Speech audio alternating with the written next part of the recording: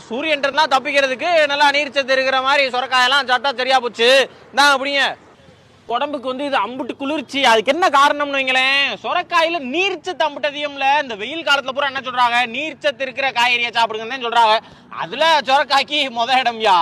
நீர்ச்சத்து அம்புட்டு அதிகம், நார்ச்சத்து அம்புட்டு அதிகம். இன்னும் நம்ம சொல்ற மாதிரி இந்த இரும்பு சத்து, பாஸ்பரஸ், இந்த வைட்டமின் பி, அதுக்கப்புறம் பாத்தீங்கன்னா அந்த புரதம், அப்புறம் இத்தினூண்டு கொழுப்புன்னு எல்லாமே அந்த சொரக்காயில இருக்கிறதுனால இது வந்து உடம்புக்கு அம்புட்டு குளிர்ச்சி.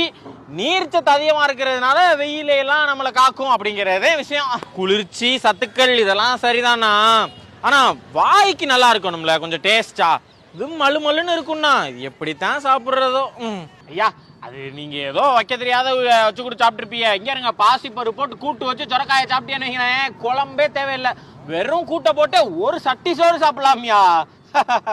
ஒரு சட்டி சோறு இவர் சாப்பிடுவாரு, அதுக்காக எல்லாருமா ஒரு சட்டி சோறு சாப்பிடுவாங்க?